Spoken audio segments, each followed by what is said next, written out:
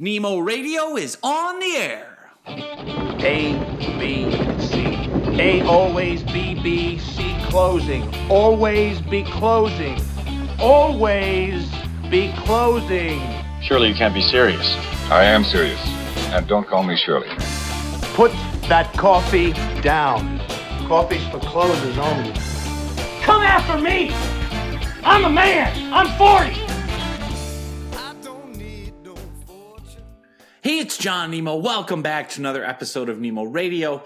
Wanted to talk today about one of the biggest mistakes I made early on in business, and one that I can still make often today, and why it can be so damaging. It really crystallized for me. I'm reading a great book called The Psychology of Money. If you haven't read it, highly recommend it. It's a newer book. I think the guy's name is Morgan Housel, Housell. I'll have to double check the name, but The Psychology of Money is the book. And he was talking about one of these key things that I really have struggled with and that makes so much sense now that I hear it. And so he talks about, and you see this all the time online. If you think about every single social media network, every channel, LinkedIn, TikTok, YouTube, Twitter, whatever it is, all of them are doing what for you and me? They're sharing examples of incredible stories and incredible people and all these amazing accomplishments. And here's what's interesting about that. And this is from the book, The Psychology of Money. He says, studying a specific person can be dangerous. He says, because we tend to study extreme examples, the billionaires, right? The CEOs, or like the massive failures that dominate the news. And he said, this is the key point. Extreme examples are often the least applicable to other situations, right? Given their complexity. So the more extreme the outcome, right? Going from broke to billionaire in 2 months, right? Like he's like, the more extreme the outcome of the person or the thing you're studying, the less likely it is you can actually apply those lessons to your life, because the more likely that, that outcome was influenced by, extreme risk or extreme luck or something like that. And he talks about, he says, you'll get more actionable takeaways if you study more broad patterns of success and failure. And I was thinking about this in real life. So, one person we all study, or, so many entrepreneurs we get presented, Steve Jobs or Elon Musk or all these other things. And so look at some of the extreme entrepreneurs that we study. Steve Jobs, for example. I'm a huge Apple fanatic.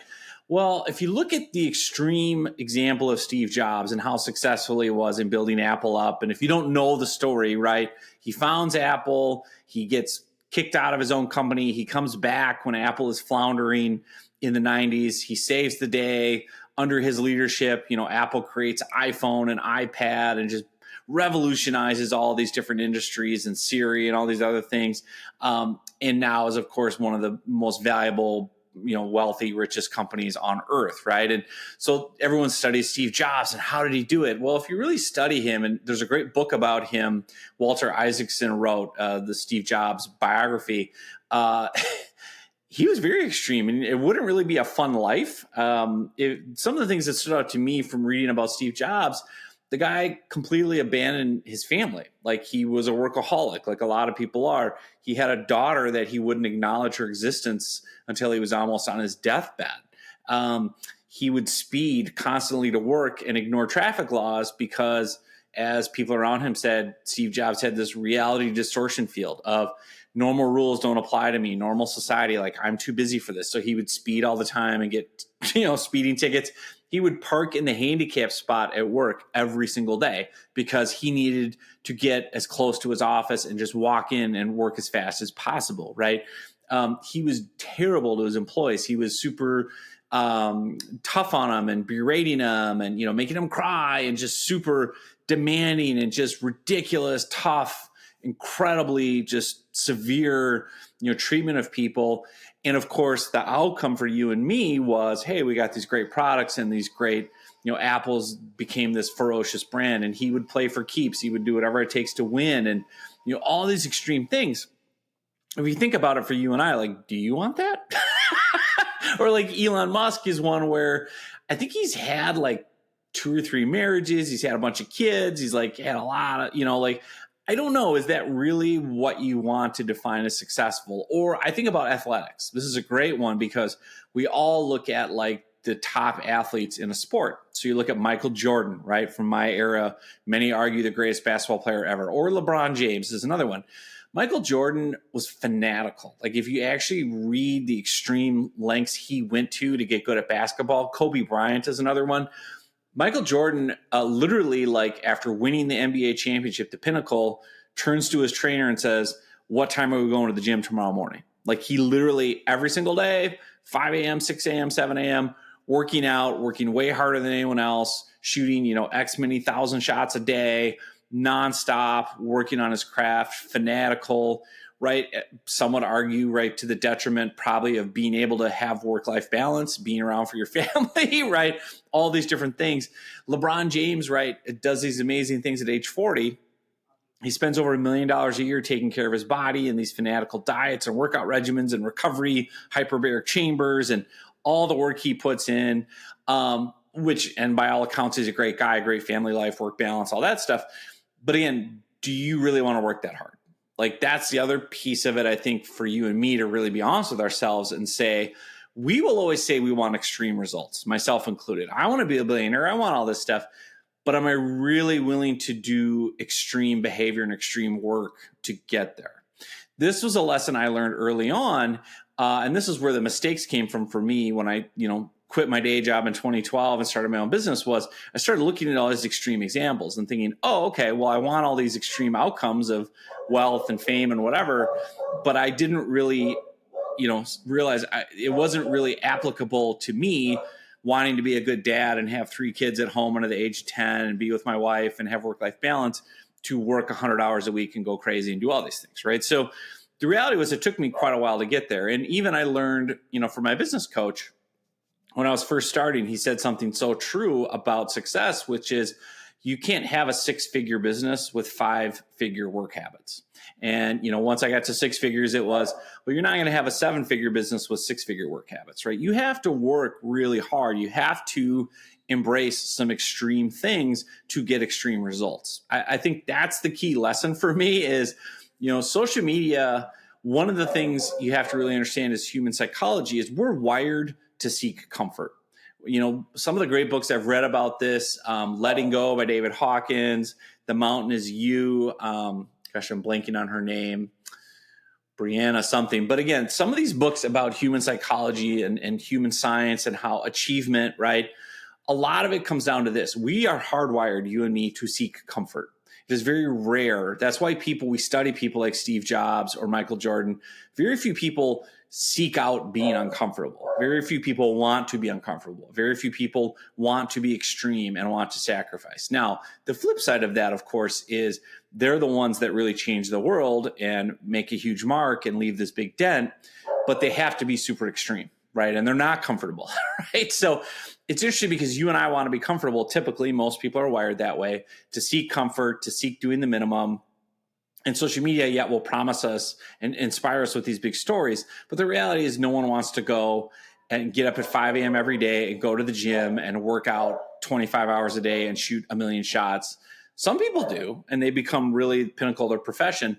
But I think the real interesting thing here is you and I have to decide, like, well, what do I want? Like, how do I define success? And that's been an interesting thing for me because I think if you're an entrepreneur or business owner, you will get caught up in this trap of comparison. You will constantly be comparing yourself and your current real life, business, family, whatever it is, to someone online. And you will go, well, that person online who's polished and talks about how they made 8 figures in 2 seconds. Like I saw a thing on YouTube the other day, 17-year-old making $1 million a month. And I thought, well, I'm a total failure, right?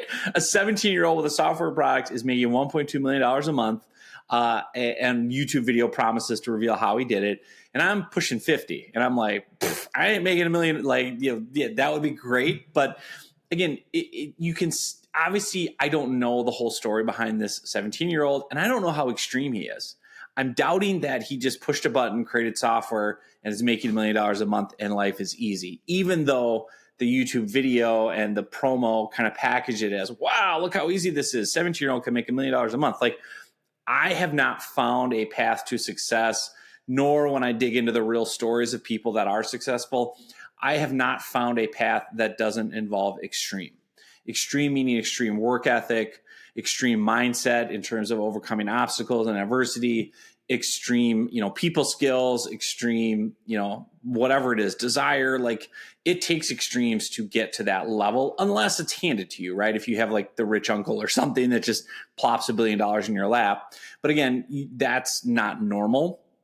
And I think what's really interesting, the other part of the psychology of money, I was just reading this morning, is he talks about happiness. And, he gets a lot into the book about, people comparing and buying things and like, talking and interviewing people, studying people on their deathbed. There was one study in there of a guy that, for 30 years studied people at the end of their life and interviewed over 1,000 people.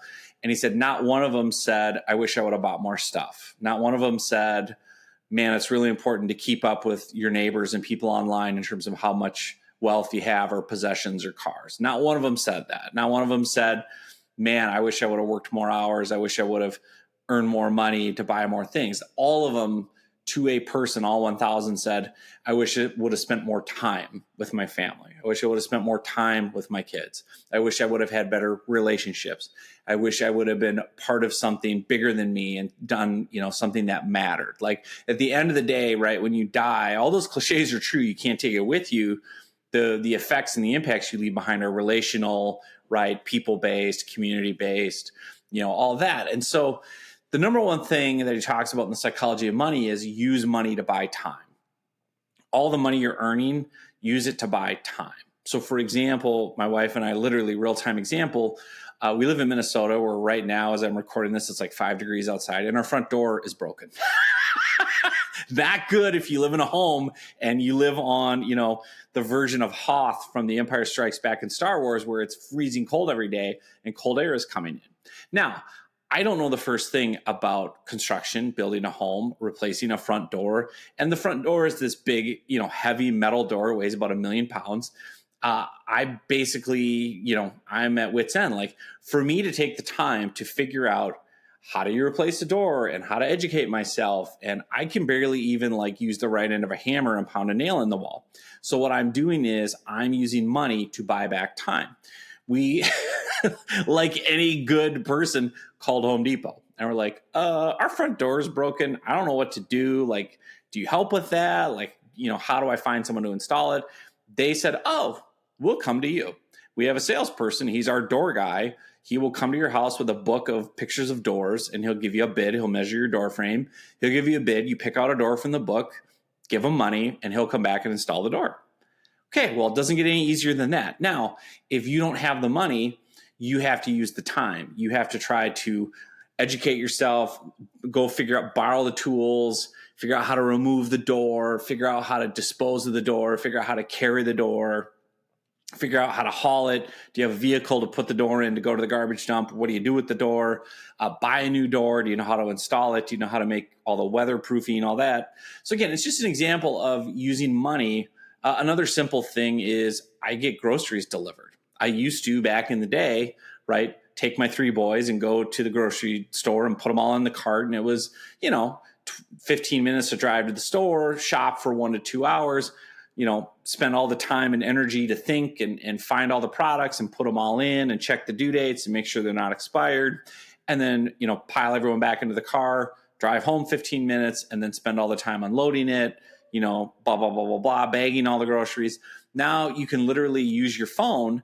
And if you're willing to spend the money, you can buy back that time. So I buy back multiple hours every week, getting someone else to go to the grocery store for me, right? And it's fast because it saves my list, and I just check off the items in Instacart, go get these things, and if they don't have this, here's a replacement. Someone else goes and spends all that time at the store and waiting in line and finding each thing and replacing it, and they don't have this. Oh, I'll go over to that aisle and I'll ask if I can't find this. So again, the whole idea of what makes you really happy is not comparing yourself to the extreme examples you see online. Because the reality is, in order for you to actually achieve those things, you would have to be that extreme. And I would argue to the detriment of family time, work-life balance, your mental health, your sanity, right? Unless you're just one of those people who's that obsessed and the crazy genius and I don't care about anyone else, right? And the other thing is, if you're not comparing yourself, then you don't have anything to feel bad about. Like the other thing that he talks about in the psychology of money is people, it really wasn't about the net worth. It was about, are they happy? Like, did money make me happier? And the way that it made them happier, the number one thing was buying back their time, and then also buying freedom, meaning I'm able, if I get sick, to take time off and not panic, or I've got a rainy day fund in case I get laid off. I'm not going to panic. I've got a savings account. If I want to retire early, I can do that, or I can wake up and do what I want, when I want, with the people I want, for as however long I want. Like, that's how they define success. And so for you and me, that's different, right? It might be, well, I want a $1 billion yacht, right? Or it might be, no, I just want to have freedom where I don't have to work. And if I want to go on a walk, I can go on a walk, or whatever it is, So I think there's just so much to it. And it's such a good lesson around really understanding what you're doing, right? Because you and I are waking up every day, we're grinding away, we're trying to make sales, we're hustling with our business. And at the end of the day, we're not really always stopping, at least I'm not, to go, what am I trying to accomplish here? Like, at the end of the day, am I just trying to keep up with the hustlers and the entrepreneurs online that make it all look good, and they're making more than me, and they're only 17, they're making $1 million a month, I better feel bad? Or am I looking at it going, well, how's my work-life balance? How's my family time? Is my money working for me? Am I buying back time and freedom and abilities to do what I love? Or, the other thing he talks about in the psychology of money was, Americans are richer than ever in terms of, we're the richest country in the world, but our happiness levels are lower than they were in the 1940s and 50s. Well, how can that be? Everyone has more money. Everyone has more wealth. We can buy more things. He's like, because the possessions don't do it. He's like, we're wired to think we got to buy more stuff. He's like, people, though, have to work more hours to get more money. They have to be more extreme to get more money. They have to do more and give up more. And he talked about the analogy of, this guy loved working as an investment banker. So he got his dream internship at an investment bank, and he quickly realized it was horrible because he had to work 7 days a week, 10 to 12 to 14 hours a day, and it was never ending. And he was at his boss's beck and call. Friday, Saturday, Sunday didn't matter. Even though he loved the work, it was such an extreme approach. The money wasn't worth it, because he's like, I had no control of my time. I had no freedom. I couldn't do what I wanted to do when I wanted to do it. I was kind of beholden to this other person, golden handcuffs, whatever. And so just great stuff to reflect on and think about. I know for me, and hopefully it helps you too. And yeah, man, I think there's just so much behind how we view money. And that's why I love the book, Psychology, the psychology of how you think about money and what you want it to do for you. So there you go. Hope you found that helpful, and we'll see you soon on another episode.